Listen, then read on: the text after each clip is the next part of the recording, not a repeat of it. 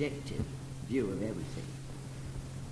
Scientists are always absorbed and fascinated with skills and techniques. They are scientists, and it's of course from science which technology has evolved. So there is an inevitable sort of fascination with these skills and techniques, and of course progressing the science of medicine through that, always seeking further to advance an understanding of the physical side of life and how to help it to remain healthy and strong. But the problem is that with a doctor, it's very easy for the human body to become just an object of experiment and trial and error, part of their scientific process. This is the great danger. Just an object which is there to satisfy their seeking minds, but with no thought to the fact that that body is in fact a human being and has a spirit and feelings and so on. So they try out various drugs and surgical techniques on the human body. There are cries about animals being used for experiments in medicine, but in truth the human being in recent years has been used for experiments too. And we all have heard ghastly stories of people being given drugs which the doctor knew little about and which have had the most fearful side effects and cause untold misery and unhappiness as a result. Quite recently I was talking to Christopher Bowie, who, as you know, has recently qualified as a doctor, and he has been doing his period as a houseman in, as they call it, in hospitals, where they're dealing every day with human beings who are coming in with one sort of trouble or another, or with their bodies injured and damaged through accidents and so on. And he said his great struggle, I think to his surprise, has been how to always keep in one's mind that this isn't just an object that you've got to use your scientific knowledge on, but it's in fact a human being with a spirit and feelings and sensitivity and so on. So of course, in Buddhist terms, it is the struggle, isn't it, between the world of learning and absorption or partial enlightenment and the world of Buddha and Bodhisattva. So this, you know, has been his great struggle to overcome that tendency to look at that human being lying on a bed or a stretcher as just another object, and to realize that it is a human being. Of course, this is great that he's having this struggle right at the beginning of his practice as a doctor, because he'll win the battle in the end, challenging it as he is through his practice with utmost sincerity. He'll win it, and once he's won it and is able to look at all human beings who enter that hospital or come into his surgery in the future in that way, once he's overcome this negative, destructive tendency which afflicts all doctors, all medical people, Lisa's nodding her head over there, then of course he will not regress, so long of course as he keeps practicing this Buddhism strongly. So even in the British Army, which as you know I was in for a long time, we used to say at the Staff College, where I taught at one time, that once an officer or soldier began to talk about bodies, how many bodies are we to move from A to B tomorrow, in making a plan, then that person was no use as an officer or as a responsible person in the British Army anymore. Once he got in the habit of talking about bodies, in other words, he wasn't considering that person the humanity which existed in each one of those bodies. And we were really strict on that point, because bodies are people. And once one realizes that, one wouldn't go on talking about bodies, in fact, anymore. So the authors, Toynbee and Ikeda, both totally agree that the humane approach of the doctor, which once existed and now doesn't exist, is the great problem. And it was contained in this first short paragraph which Sanda read through. The body and the spirit are intimately connected. In terms of Buddhism, as we've discussed on the previous lecture, this is through the principle known as Shiki, Shin, Funi. Shiki meaning the physical aspect of life, Shin meaning the mind or the spiritual aspect of life, and Funi, which is actually short for Nini Funi, which means two but not two. Shiki, Shin, Funi. One of the great fundamental principles of Buddhism. Shiki, physical side of life, Shin, the spiritual aspect of life, and Funi, two but yet not two. In other words, inseparable, inseparably affected by each other.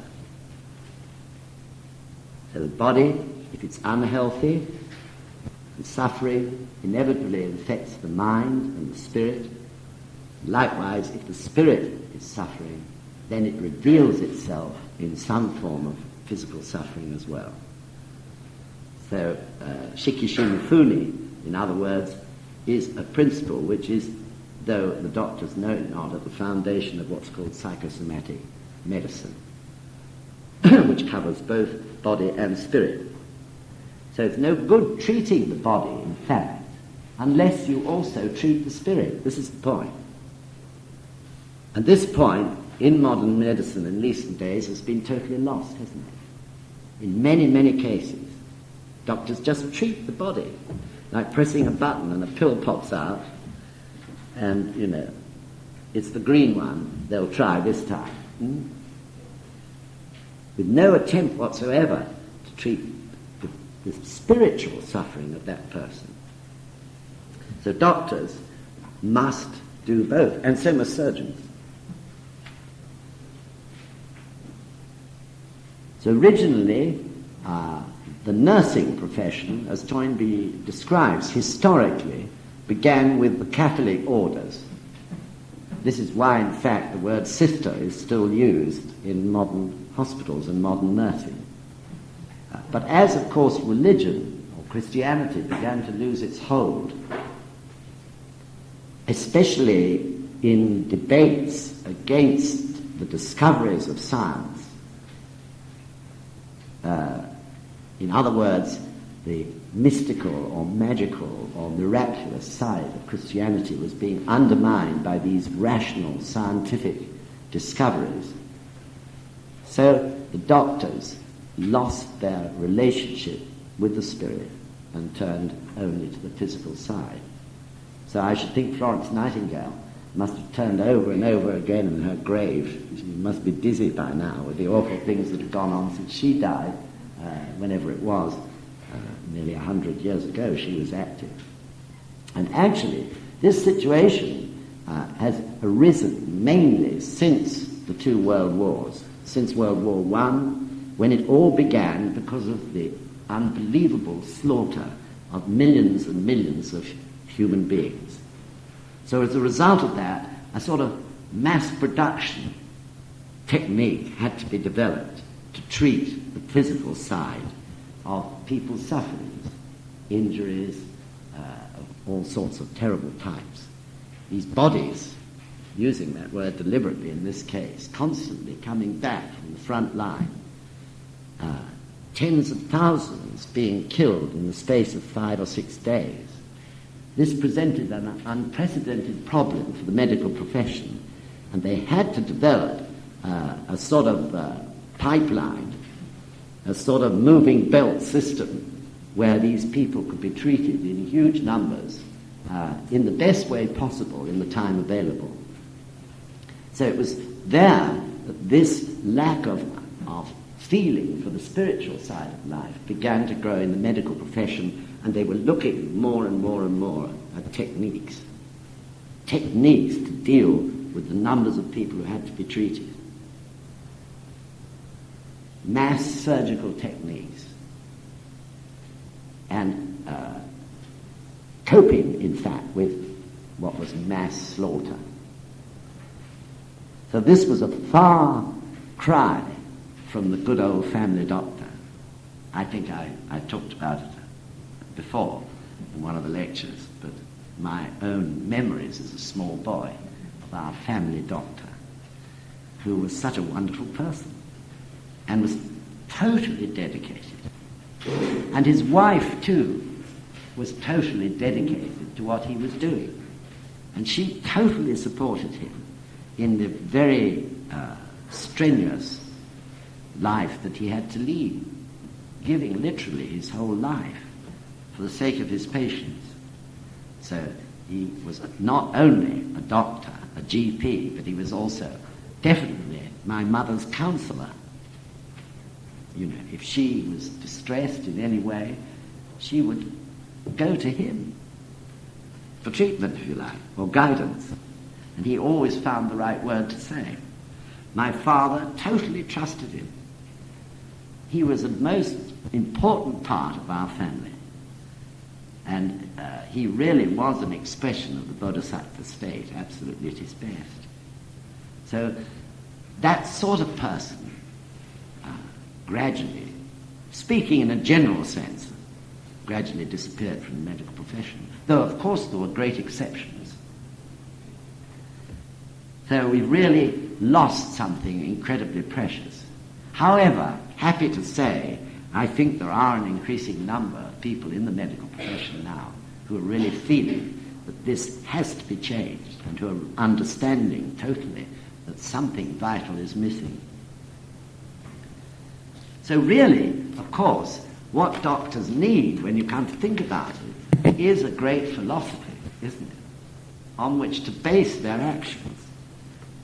They need a philosophy of life.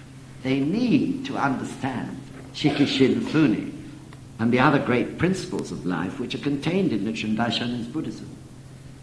If there were more and more doctors like that, and who had that philosophical rock on which they could stand and base all their actions, then the need for psychologists and so on, and psychiatrists, and indeed for psychotherapy and all the rest of it, would probably disappear.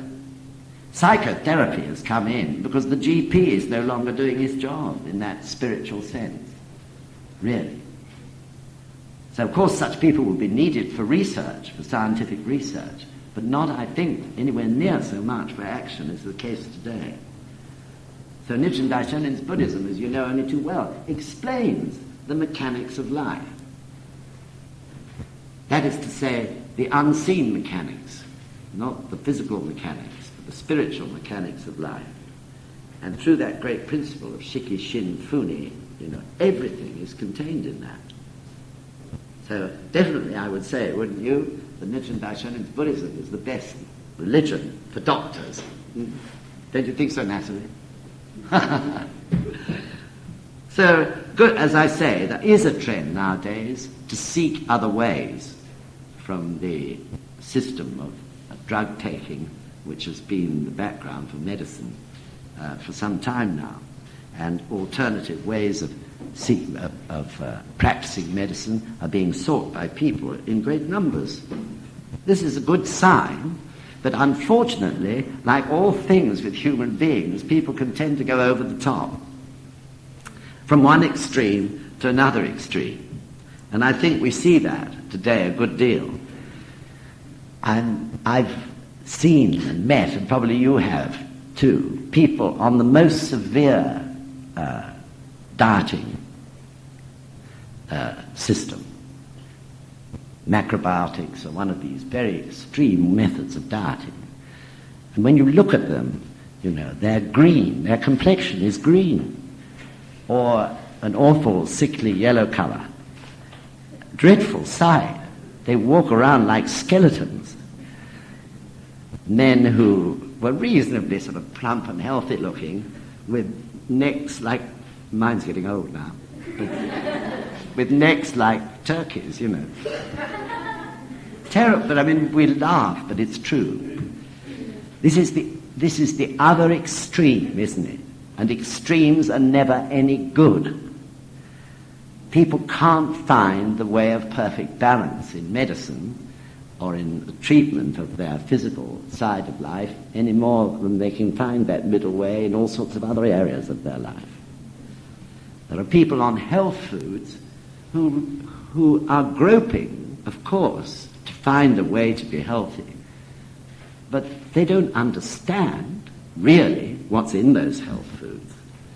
There are shops full of them. It's trial and error and experiment, that's true. But can one always be sure that what one's experimenting with, isn't in the end going to turn out to be dangerous if it's taken for too long or in too great a quantity and so on? Groping in the dark, really. Trying to treat ourselves, but with a lack of knowledge, which could cause us trouble. And then on the other end of the tail of the whole story, of course, you've got the national health system, with people overusing it. People becoming so sensitive, that the moment they get the slightest tremor or, the smallest tummy ache or something rather, they go rushing off to the doctor the next morning, because it doesn't cost them anything. So it's really, we're in a mess. And those of you who are in the medical profession or in the nursing profession, I'm sure, when you look at it all in the light of Nichiren Daishonin's Buddhism, can see that. And I think you have an incredible mission in the future to step by step help to change all this. So in fact, of course, what is missing is balance. It's missing in the mind of the doctor and the surgeon, often. It's missing in the mind of the patient who's trying to treat himself or herself. The balance, which is the middle way.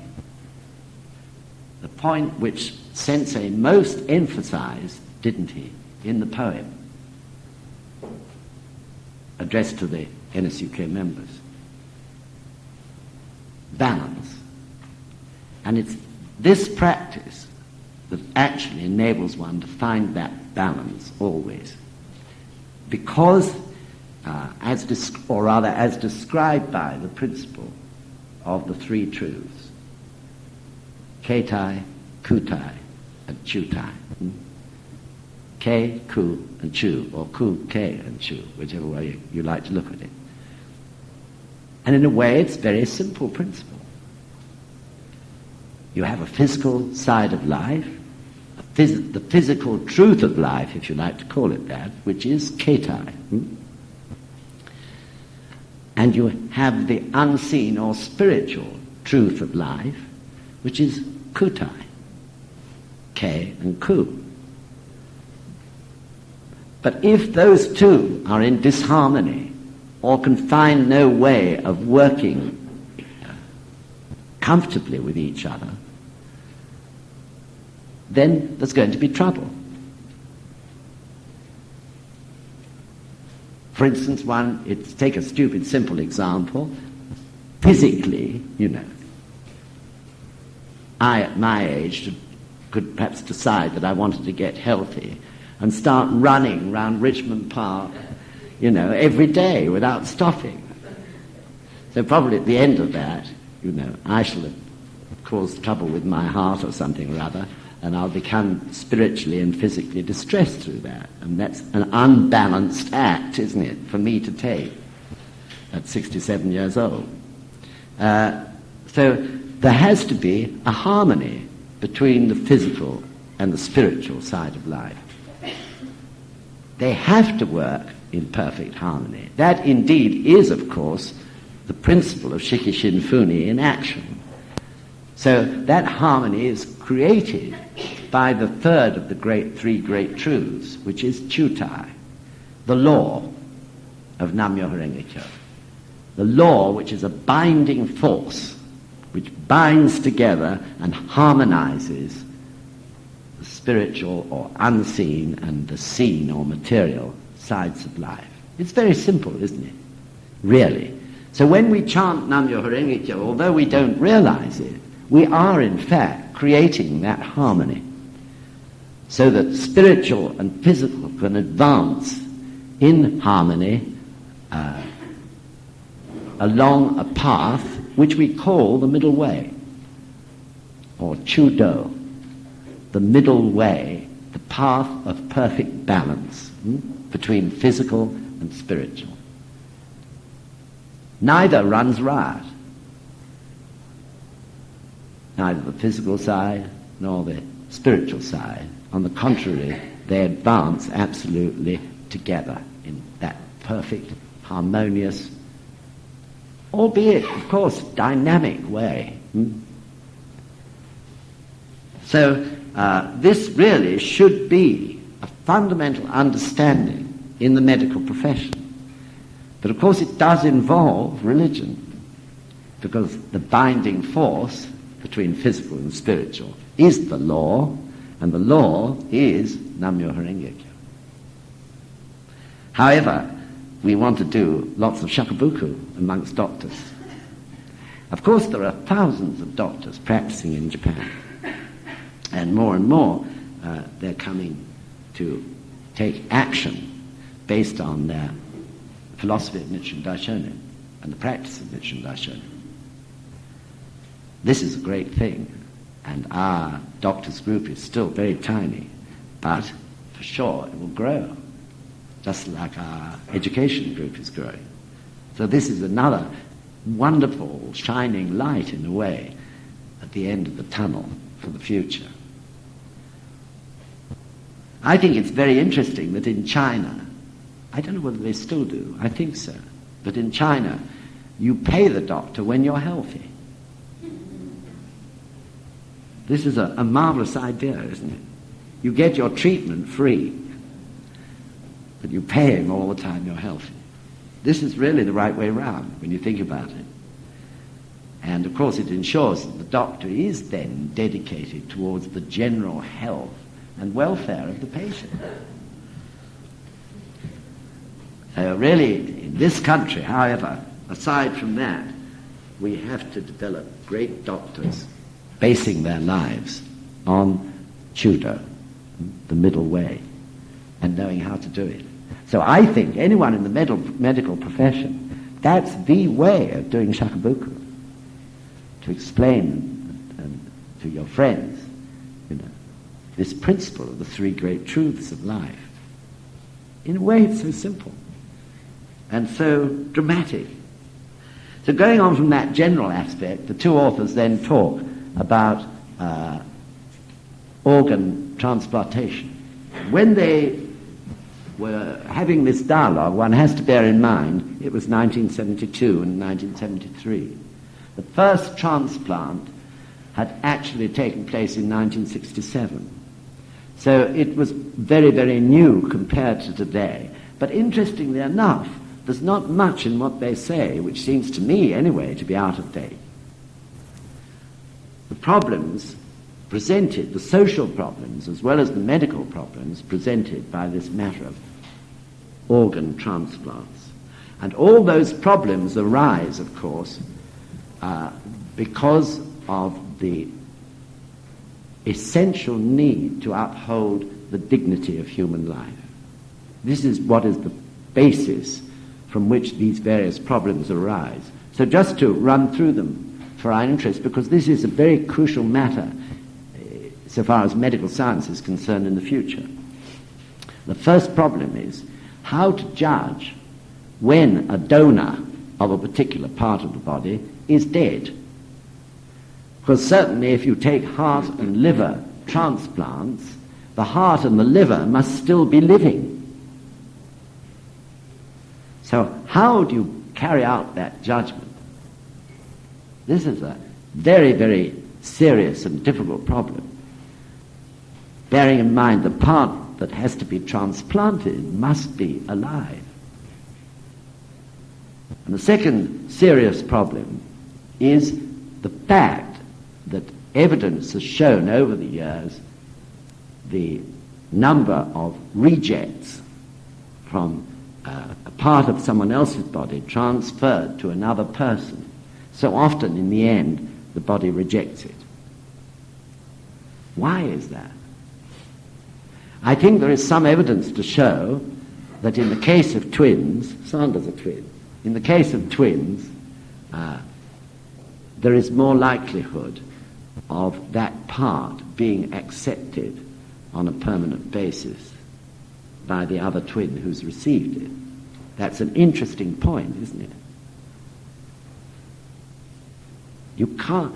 It emphasizes, actually, the incredible danger of tampering with life itself, or the danger of distorting life through giving a part from someone else with a different nature and a different character and a different personality.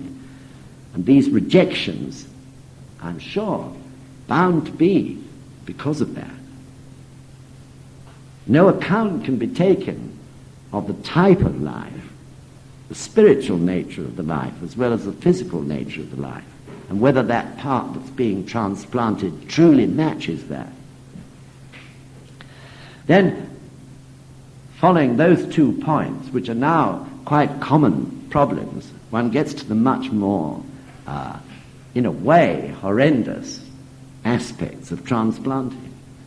The possibility of transplanting brains.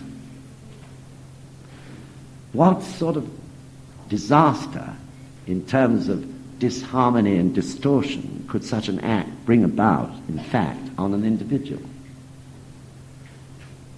The possibility of what's called cloning. Cloning is breeding from particularly healthy types of people. And you know, this is, although one is horrified at the thought of that, treating human beings like someone trying to develop a particularly good sort of cabbage, for example, through breeding always from the plants of the best. I mean, it's a horrifying thought, but nevertheless, Hitler did it. Hitler actually began to establish sort of, not training camps, rest camps, I think you might call them, where specially selected, particularly physically great-looking German young men and young women were put together to breed. So, you know, they were on the tail of it, even then, so many years ago. So cloning is a possibility. And then the other possibility is actually crossbreeding. Like you crossbreed animals, crossbreeding human beings in order to produce specific types of human beings. It's like a horror film, the very thought of it, isn't it? But nevertheless, such things are becoming more and more a possibility in medical science. And that, of course, leads to the greatest horror of all, which is the problem of power over human life. That is to say, a doctor or a group of doctors who could carry out such things as cloning, or a government who decides to do it, or a dictator, or whichever way you look at it. It involves the problem of power, the power of an individual or a group of individuals over human life itself. Gives one the shivers to even think of it. And I'll ask Sandra at that point to read on page 89 what President Ikeda said about this great problem. Medical science has been able to make great forward strides because general science provided it with effective methods of examining diseases. Science, however, contains within its very nature a marked proclivity for viewing all things objectively, holding them at arm's length and dissecting them with the scalpel of reason. When treated scientifically, the natural world becomes something isolated from itself. It has then no more than an objective existence. In like fashion, when submitted to scientific study, human life becomes an object stripped of spiritual communication with the physician. Under such circumstances, the physician naturally regards human life as something purely material. Doctors become nothing more than expert technicians. The nature of the psychological influence this attitude has on a doctor was vividly related to me by a physician of my acquaintance. He told me that often, after a number of years of working as a surgeon, the doctor finds that the patient lying in the bed before him ceases to seem to be a living human being, and becomes only a material body. The more deeply imbued in the scientific way of thinking the doctor becomes, the more his mind is exposed to the danger of regarding humans as mere physical entities. The inescapable dilemma of modern medical science is this. Science itself alters the personalities of the doctors who must employ its knowledge and skills, and, at the same time, robs those doctors of respect for life. Although medical science requires a cool, rational basis of science, it must also manifest warm human sentiment. There must be the desire to regard the life of another human being as something subjective, and a mental posture that venerates spiritual communication among people. So, for these reasons and more, Sensei objected to transplants, and still does, in a general sense, because the problem of defining death when a person is actually dead, and also because of the evidence of so many rejections. And what he called for, and I understand that of course people are always researching and experimenting on this, was to produce artificial livers or other organs which can be used rather than an organ from another living human being. So let's hope that time comes, and let's hope that the medical profession is really doing all it can do in order to create these artificial parts which can be used. I don't know whether any of our doctors here could say anything about that point, about the research that's going on artificial parts. Anyone know? No? No news? It's a good point to find out about. What is being done about it? Because of the dangers of using live, living parts. So, also in the book written with Dr. Wilson called Human Values in a Changing World, the subject of transplants was also discussed. You've got a handout there with Don that I'll ask Sanda just to read it.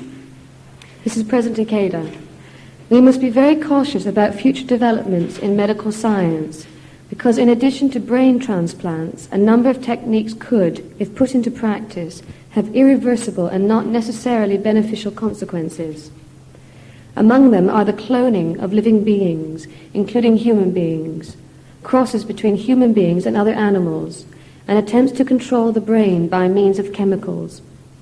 The path which physicians have followed in the past leads us to suspect that their future attention will be concentrated almost entirely on technology.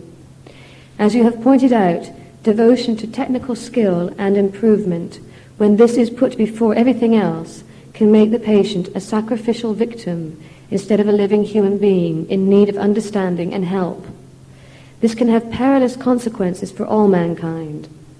In other words, I believe that there is a line that must not be crossed thoughtlessly between the desire to verify the possibility of a certain medical technique and the actual implementation of that technique. Some of the things that are possible from the medico-technological viewpoint are harmful to individuals and perhaps to all humanity. Consequently, representatives not only of the medical science field, but also of society at large, ought to examine scientific advances and proposals, and when it is deemed necessary, call a halt to developments in patently dangerous directions. Medicine exists not for the sake of its own advancement, but for the sake of mankind. The patient is there to be helped and cured, not to serve as experimental material. The time has come for all of us to re-examine medicine from this standpoint. So there is a line, Sensei said, which must not be crossed, and really there has to be increasingly a measure of control over medical science and the medical profession in terms of representatives from all sorts of fields of society who keep a constant watch over what's going on. When you think about it, when I was writing this lecture, how crossbreeding, even if you take in terms of plants, actually produces something which is not as rich in a spiritual sense as the original. If you take a rose, crossbred roses may be more brilliantly colourful almost unnaturally brilliant in a way for a rose in that physical sense. But what they usually lose is the perfume of a rose. And the perfume of a rose is ku, the spiritual side. The color is ke, the physical side. So to me, this is a very meaningful point. If this transplantation, for one reason or another, or worse still, cloning or crossbreeding should ever come about, what will be produced will be something which in the end, even though it may look all right, is out of a horror movie. And of course this is why not only Sensei, but others are becoming so deeply concerned about it, and how to control it. So a beautiful rose with these almost unnatural, vivid colours, to put it another way, is shiki. The perfume of a rose is shin, but the perfume disappears, often, usually. So it makes shivers go down one's back when one thinks of all the various ways in which medicine could go wrong. However, I'm sure the good sense of human beings will in the end keep it under control. So who will be the watchdogs? We come back to the same point. It must be the general public, and their feelings should be expressed freely, of course, through the media, and, more important still, through the democratic system. Always in all these lectures we come back to this point of using the democratic system in a proper manner, of citizens using it and not failing to do so. And through using it, of course it'll become polished and become a better and better system in itself. If human beings don't use the democratic system, then it'll become rusty and dirty and impure. They have to use it. So this, to me, is the key point, and perhaps one of these days we should really try to begin to attack or think about this problem in much more detail.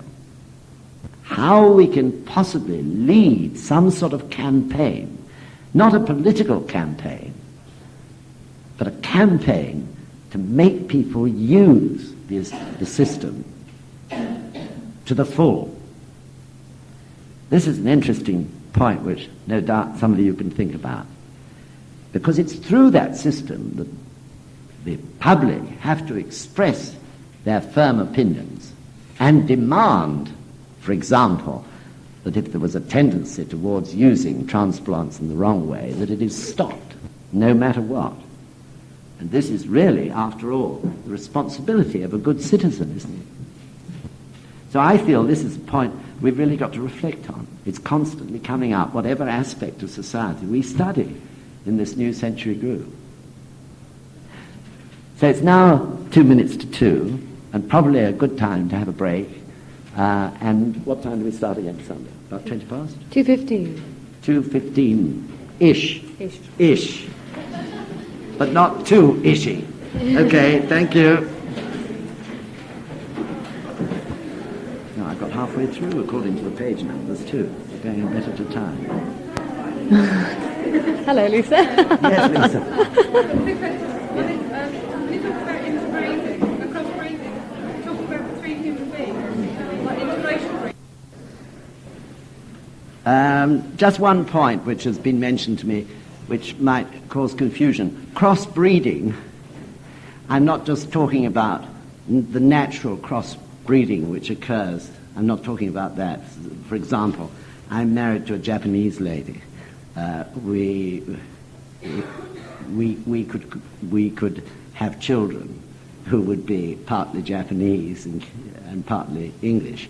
That's not the crossbreeding I'm talking about. I'm talking about crossbreeding for the purpose of producing something which is better or more beautiful, or so the person thinks, so the doctor or surgeon thinks, than is normal. Do you follow?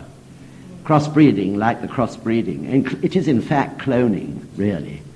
There's not, as I see it, difference between the two. trying to produce, the perfect human being. All right. Good.